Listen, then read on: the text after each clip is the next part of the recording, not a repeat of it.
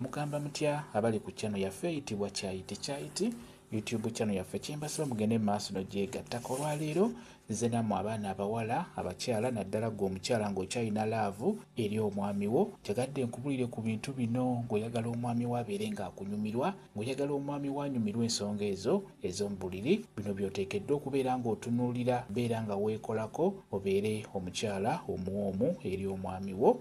Kikulu nnyo gw'omukyala omwana omuwala tunuulira nnyo ebintu bino bye ngenda okugamba, naddala ng'oyagala omwami wo anyumirwa ensonga ezo ez'omu buliri ng'akuliko. Ekisookera ddala gw'omukyala kikulu nnyo okubeera omufunda, beera nga weekolako ku nsonga eyo.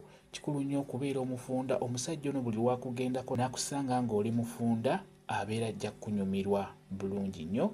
N'olwekyo omukyala omufunda abeera anyuma bulungi nnyo mu nsonga ezo ez'ekikulu. Ekirala gw'omukyala kikulu nnyo okubeera n'amazzi.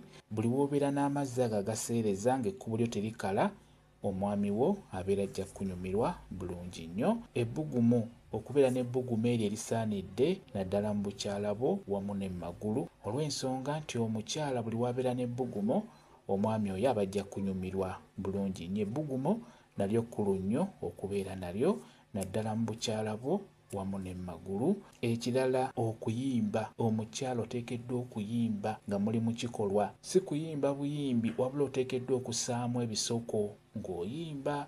Ebisoko ebyo kwe okuwaana omuntu oyo gw'oli naye, beera ng'omuwaanako ekyo kyali mu kukola.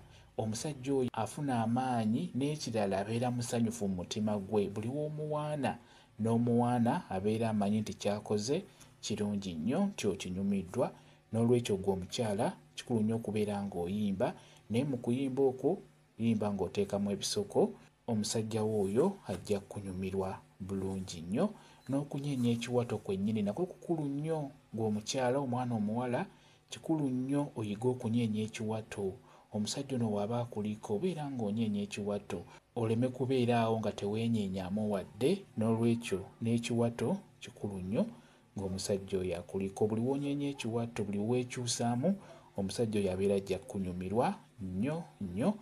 Ebyo bye njogeddeko gwe omukyala bw'onaaba obirina, ekyamazima omusajja ajja kunyumirwa, omusajja ajja kuwoomerwa, ajja kwogerako ne mikwano gye nti nnina omukyala omuwoomu, nti oba nafunye omwana omuwala ekyamazima wanjawulo mu bakyala abalala.